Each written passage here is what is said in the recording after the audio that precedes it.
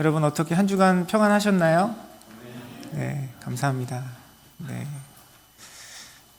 습관적으로 아멘 하시는 분들도 계시는 것 같고, 아멘 하고 싶지만 타이밍을 놓치신 분도 계신 것 같고, 또 정말 하나님의 은혜에 감사하여서 또 아멘이라고 고백하신 분들도 계신 것 같습니다. 우리 성도님들을 위해서 기도하면서 참 하나님의 은혜를 구하게 돼요. 어떤 분들은 정말 삶의 현장 속에서 이 땅을 살아가는 여러 가지 삶의 문제를 놓고 하나님의 절실한 은혜, 하나님의 기적을 사모하는 분들도 계시고, 그것이 어떤 면에서는 우리의 육체의 연약함에 대한 관계되는 문제일 수도 있고요. 또 어떤 문제들은 경제적인 문제, 또 삶의 여러 가지 관계 가운데서 오는 문제가 있기도 합니다. 뿐만 아니라 하나님을 알아가고 주님을 예배하고 하나님과의 관계 안에서도 사실 주님께서 베푸셔야 할 은혜, 하나님께서 기적을 행하시기를 소원하는 여러 가지 우리의 마음들이 있습니다. 저도 성도님들을 위해서 기도하면서 항상 마지막에 제가 고백하는 그 고백은요, 다른 게 아니라 주님 해결해 주세요. 주님 만나 주세요. 주님 역사해 주세요. 하나님께서 우리의 삶 가운데 뭔가 기적을 행하시기를 바라는 그 소원으로 주님께 올려드리는 기도를 마칠 때가 많이 있습니다. 정말 기도할 때마다, 또 여러분의 얼굴을 뵐 때마다, 함께 예배할 때마다 저와 여러분의 삶 속에, 우리 공동체 안에 능력을 행하시고 기적을 행하시는 그 주님을 경험하는 복된 삶을 이루어가기를 간절히 소원합니다. 우리가 늘 그런 기적을 베푸시는 하나님, 우리의 삶 가운데 평강을 허락하시고 은혜를 베푸시는 하나님을 기대하고 소망하며 살아가지만, 사실 정작 우리의 삶 속에 그런 고백들, 간증들을 떠올려 보면요, 그런 경험들이 쉽게 기억되지 않거나 또 나와는 다른 사람들의 이야기처럼만 느껴지는 경우들이 많이 있습니다.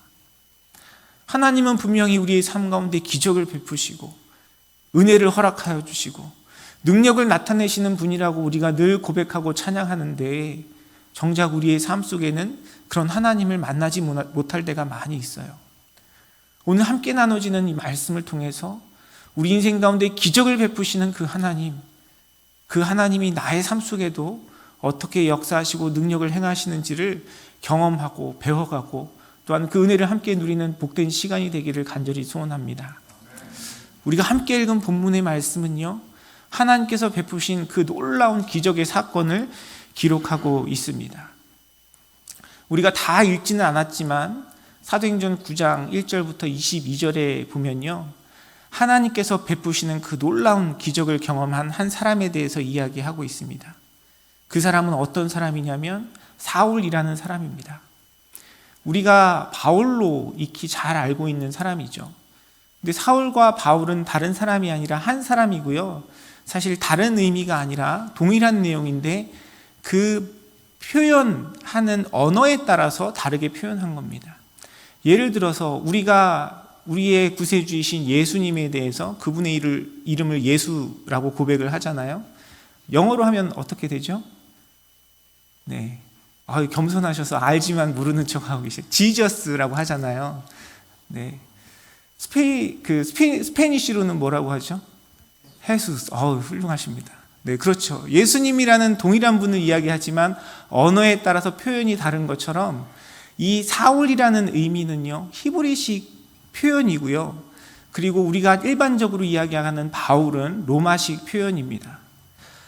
원래 사울이 유대인으로서 유대교의 정통을 가지고 자기의 정체성을 가졌기 때문에 우리가 함께 읽은 오늘 본문의 말씀은 사울이라고 이야기하고 있고요, 우리에게 바울이라는 이름이 더 친숙한 이유는 그 사울이 하나님의 부르심을 받아서 세계 열방을 향하여 복음 전하는 자로 쓰임받았기 때문에 사울이라는 이름보다는 바울이라는 이름이 더 많이 쓰이고 있는 것입니다.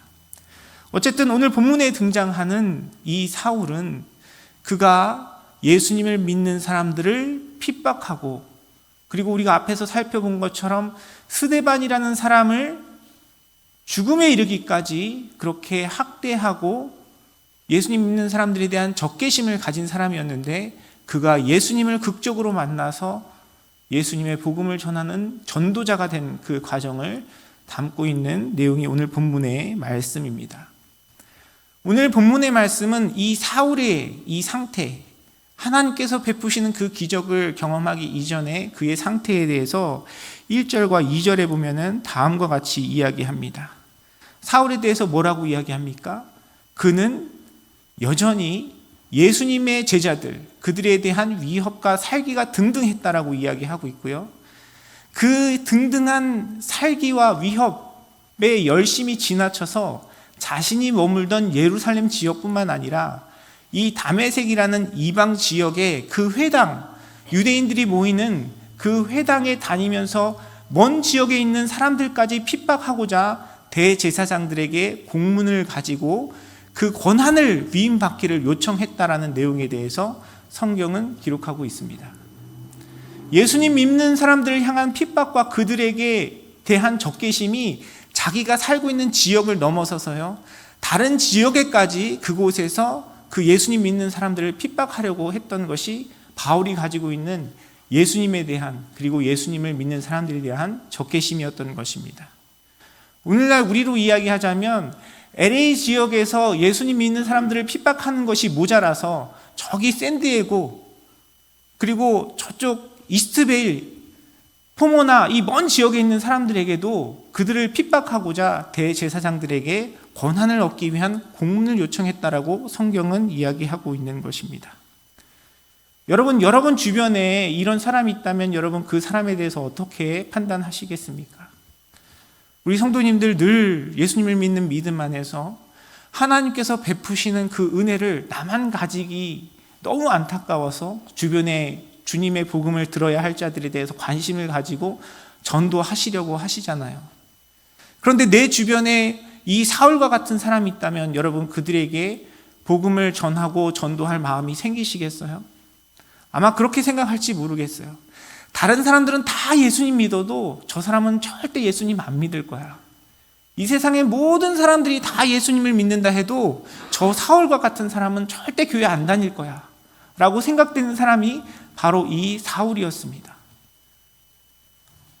하나님에 대한 그 복음, 예수 그리스도의 복음을 깨닫고 믿기는커녕 그 예수님을 믿는 사람들을 핍박하고 박해하고 죽음에 이르게 하는 것이 바로 사울의 모습이었기 때문입니다. 우리가 처한 그 상황, 어떤 대상을 바라보면요, 낙심되고 절망되고 절대 소망이 없을 것처럼 보여요. 그런데 성경은 우리에게 무엇이라고 이야기합니까?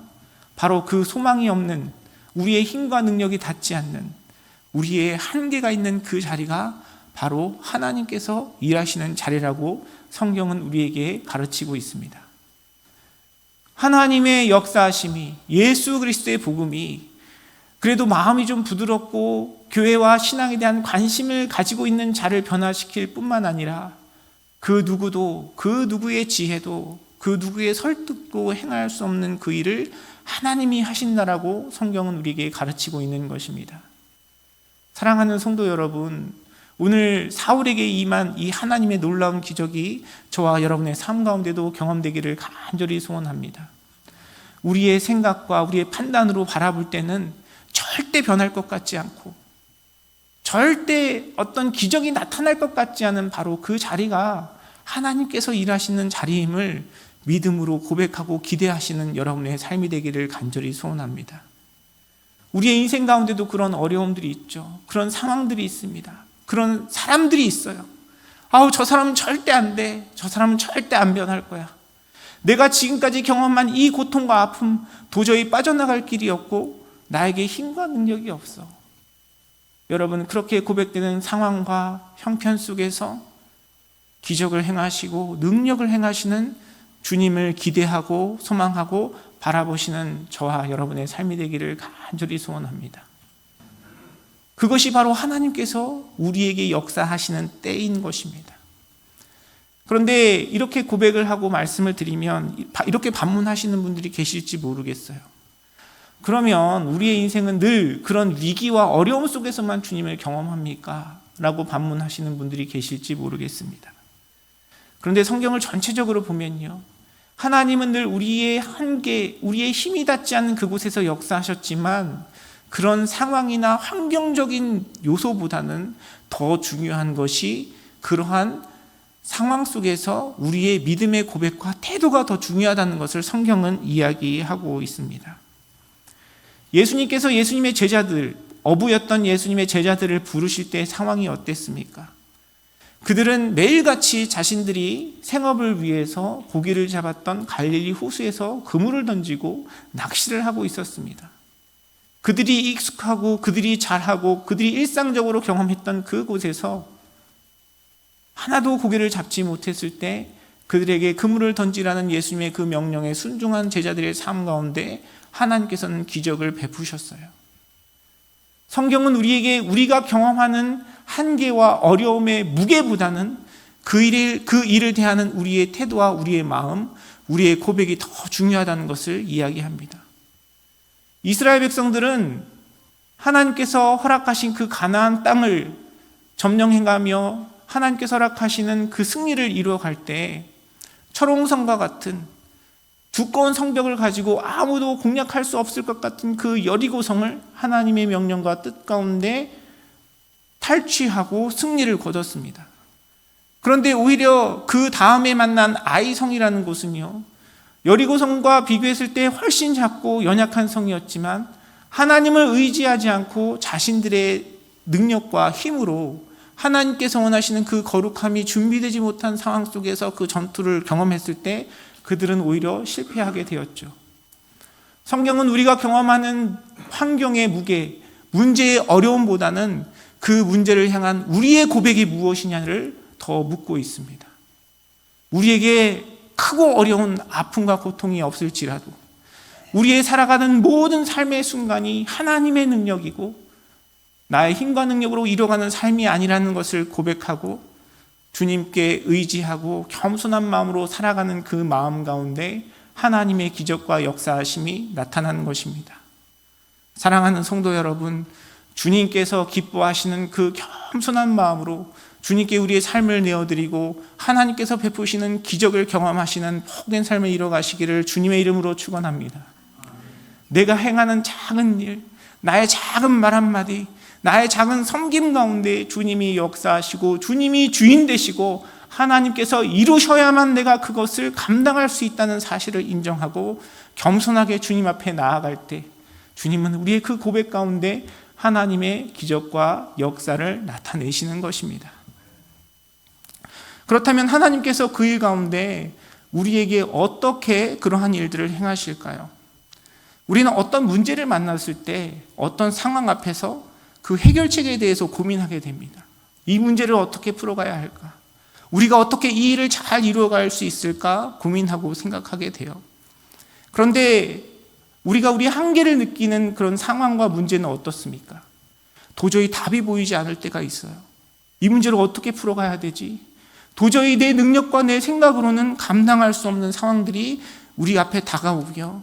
그때 우리는 낙심하고 절망하게 됩니다.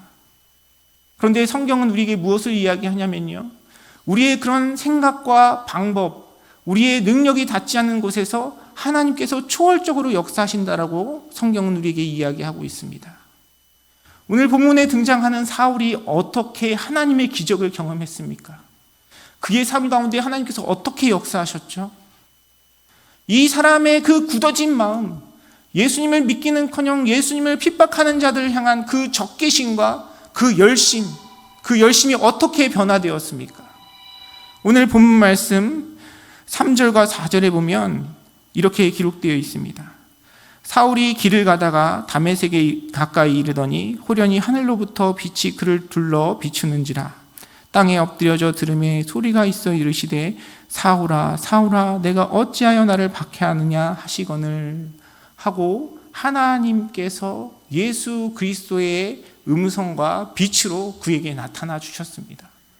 도저히 우리는 계획할 수 없고 생각할 수 없는 방법들로 하나님의 놀라운 일들을 이뤄 가시는 것이죠. 그렇게 하나님은 우리의 생각과 우리의 판단, 우리의 이성과 우리가 가진 것을 뛰어넘어 도저히 생각할 수 없는 방법으로 하나님의 일들을 이뤄 가신다라고 성경은 우리에게 가르치고 있습니다. 사랑하는 성도 여러분, 우리의 삶 속에 우리의 지혜와 능력을 뛰어넘어 우리의 계산을 뛰어넘어 일하시는 그 하나님을 기대하시는 여러분의 삶이 되시기를 주님의 이름으로 축원합니다. 우리는 그 하나님 바라보기보다는 지금 내가 가지고 있는 나의 능력, 나를 도울 수 있는 사람들, 내가 가지고 있는 자원들을 바라보며 낙심하고 절망할 때가 많아요. 그러나 하나님께서 우리의 그 제한된 우리가 가진 것에 국한된 분이시라면 우리가 하나님을 바라보며 소망할 이유가 무엇이 있겠습니까? 하나님은 늘 그것을 뛰어넘어 일하시는 분이시고요. 하나님은 우리의 생각과 우리의 지혜와는 다르게 우리가 생각할 수 없는 놀라운 일들로 하나님의 능력을 나타내시는 분이십니다. 그래서 우리가 어려운 상황과 환경 속에서도 절망하고 낙심하지 않을 수 있는 이유는 무엇입니까? 하나님은 그렇게 기적을 베푸시는 분이고 하나님이 우리의 삶 가운데 그렇게 역사하시기 때문에 우리는 소망을 가질 수 있는 것이죠. 여러분의 삶 가운데도 그런 여러 가지 어려움이 있을 줄 압니다. 사랑하는 성도 여러분, 그 상황 속에서 여러분이 가지고 있는 방법과 여러분의 생각에 하나님의 역사하심을 제한하지 아니하고 정말 그분을 하나님을 하나님으로 인정하고 믿고 바라시는 여러분의 삶이 되시기를 주님의 이름으로 축원합니다. 나에게 어떤 자원이 있어서 어떤 방편이 있어서 어떤 길이 보여서가 아니라 하나님은 모든 만물의 창조주이시고 하나님은 능력을 행하시는 분이시고 하나님은 우리의 생각과 우리의 능력을 뛰어넘어 일하시는 분이시기 때문에 하나님을 하나님으로 믿고 고백하는 그 믿음 안에서 주님 주시는 기대와 소망과 평강을 누리시는 사랑하는 성도님들의 삶이 되시기를 주님의 이름으로 축원합니다. 제가 저희 아이들과 함께 예배가 끝나고 집으로 갈 때 가끔 들리는 곳이 있어요. 저희 아이들이 항상 집에 갈 때면 가끔 배고프다 그러거든요. 그러니까 뭘 사달라 그래요. 저희 아이들이 좋아하는 치킨이 있어요. 체인인데 가끔 그곳에 들려서 치킨을 사달라고 합니다. 근데 그 치킨이 아이들을 굉장히 좋아하는데요. 한 가지 단점이 있습니다. 그게 뭐냐면 항상 세트로 메뉴를 판다는 거예요. 저는 아이들에게 가급적 탄산음료를 먹이고 싶지 않은데 항상 그곳에서는 치킨을 사려면 탄산음료와 함께 세트로 사야 돼요. 벌써 몇 해 전이었던 것 같습니다. 그날도 어김없이 아이들과 함께 차를 타고 교회를 마치고 집으로 가는 길에 그 치킨 체인을 들렸습니다. 드라이브 뚜루로 또 음식을 주문하고 음식을 받아서 또 아이들에게 주었죠. 그리고 집에 다 도착을 했어요. 집에 도착해서 이제 차에서 내리려고 하는데 뭔가 퍽 하는 소리가 들리는 겁니다. 뒤를 돌아봤더니 지금보다 더 어렸을 때죠. 아이들이 차에서 내리다가 그 음료수를 차에다 엎지른 거예요. 그 끈적끈적한 음료수가 차 카시트 그리고 그 바닥을 덮어버렸습니다. 그곳이 저희 집에서 얼마 멀지 않은 곳이어서 음료수는 거의 가득 차 있었거든요. 아이들이 그렇게 차를 엉망으로 만들어 놓고 이제 저와 아내는 당황하기도 하고 약간 화도 났어요. 그때 아내가 아이들에게 이야기하는 겁니다. 야, 빨리 내려. 아빠가 치우게. 너희 빨리 비켜. 이렇게 얘기하는 거예요. 그렇죠. 그때 저희 큰아이가 초등학생이었으니까 초등학생이 그 엎질러진 음료를 치우기에는 버거운 일이었습니다. 그냥 쓰레기를 줍는 일이었으면 제가 아이들에게 맡겼을 거예요. 너희들이 어지럽으니 너희들이 치워라 얘기했을 겁니다. 그런데 차를 온통 덮어버린 그 음료와 얼음을 치우기에는 아이들을 제가 믿을 수 없고요. 또 그 아이들이 충분히 그 일을 잘 해낼 수 없었습니다. 그 일 가운데 아이들이 할 수 있는 일은 무엇입니까? 빨리 비키는 거예요. 아빠가 잘 치울 수 있도록 그 자리를 비워주는 겁니다. 우리의 인생도 마찬가지입니다.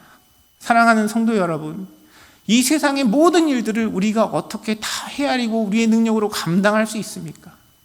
하나님께서 매일같이 떠오르는 그 태양 우리에게 허락하지 않으시면, 우리가 매일같이 숨쉬고 내쉬는 그 공기를 하나님께서 우리에게 허락하시지 않으시면 우리는 살아갈 수 없는 존재들입니다.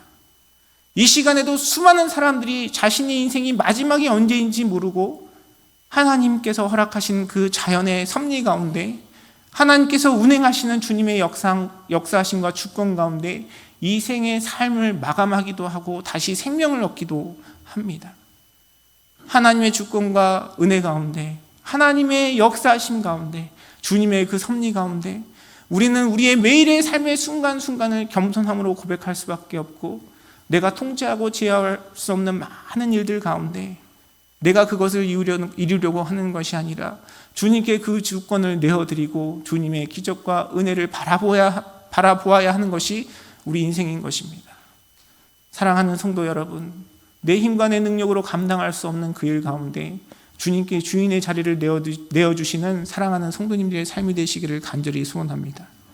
그리고 그 가운데 능력을 행하시고 하나님께서 일하실 것을 바라보며 주님 주시는 참된 기쁨과 소망을 기대하시는 사랑하는 성도님들의 삶이 되시기를 주님의 이름으로 축원합니다.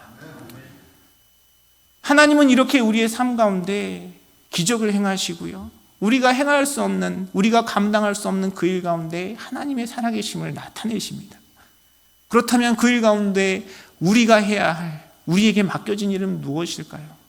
우리는 그냥 하나님께서 모든 일들을 다 이루어 가시도록 가만히 구경만 하고 믿음으로 주님만 쳐다보면 될까요? 물론 많은 경우 하나님께서 그렇게 일하십니다.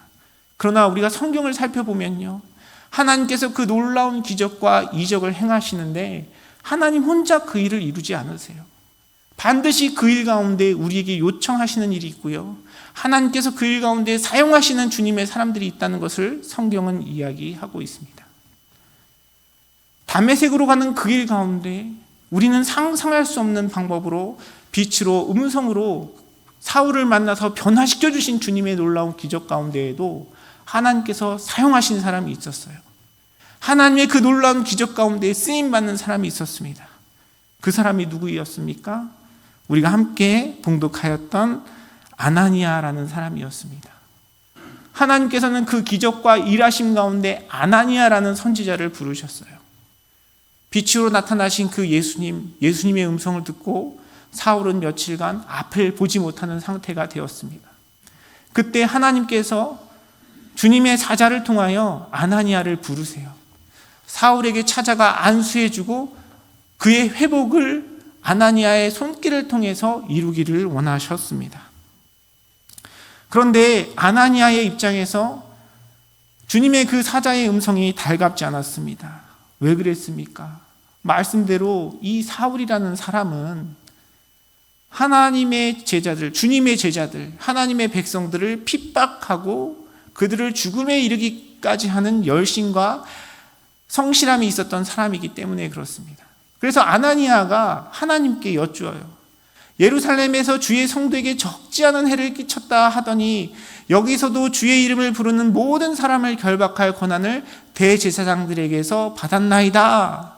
주님, 제가 그 사람에게 어떻게 가서 안수를 합니까? 제가 그 사람에게 찾아갔을 때 그 사람이 저도 해야 하면 어떡합니까? 라는 질문을 정중하게 돌려서 이야기한 것이죠. 우리도 그럴 때가 있어요.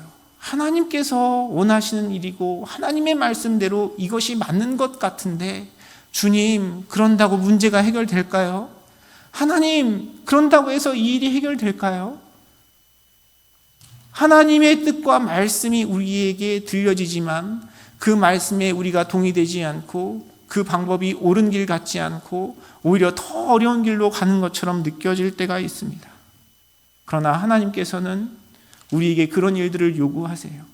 그 일을 통해서 하나님께서는 그 일이 효과적이고 그 일이 능력이 있어서가 아니라 우리의 믿음을 보시고 우리의 믿음의 순종 가운데 하나님의 능력과 은혜를 나타내신다는 사실을 성경은 우리에게 일깨워주고 있습니다. 사랑하는 성도 여러분, 우리에게는 주님의 기적이 필요해요. 하나님의 놀라운 능력이 필요합니다. 그러나 그 하나님의 기적과 하나님의 능력 가운데 저와 여러분의 삶 가운데 요구하시는 하나님의 음성과 하나님의 뜻이 있다는 사실을 기억하시고 그 뜻에 순종하는 저와 여러분의 삶이 되기를 간절히 소원합니다.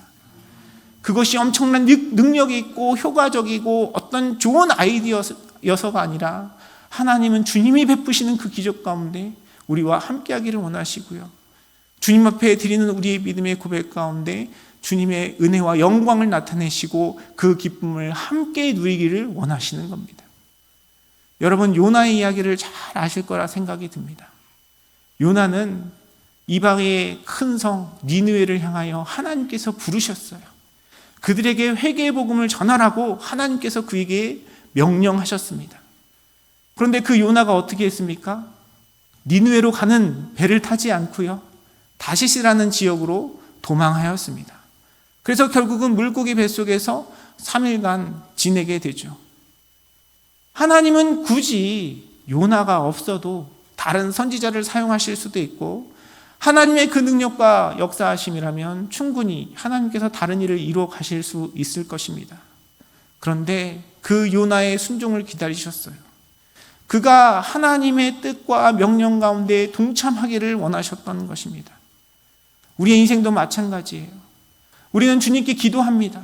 하나님, 우리 삶 속에, 우리 가정 가운데, 우리 교회 공동체 가운데 이런 역사와 기적을 나타내 주십시오 라고 늘 우리가 함께 기도하고 소원합니다. 그러나 그 상황 속에서 나에게 들려주시는 주님의 음성과 뜻이 무엇인지 분별하고 그 일에 순종하는 일은 우리의 삶 가운데 찾아보기 힘들어요. 사랑하는 성도 여러분, 여러분이 기도하고 간구하는 그 기적의 상황 속에서, 하나님의 능력과 은혜를 간구하는 그 상황 속에서 하나님께서 여러분에게 원하시는 주님의 뜻은 무엇입니까? 하나님께서 나에게 원하시는 주님의 뜻이 무엇인지 분별하고 그 부르심에 순종하는 삶을 살아가고 계십니까?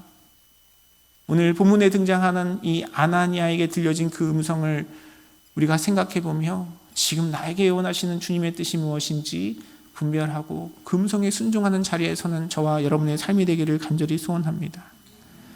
아나니아는 그 사울에 대한 소문 때문에 자신의 두려움과 자신의 염려로 하나님께 자신의 마음을 표현했어요.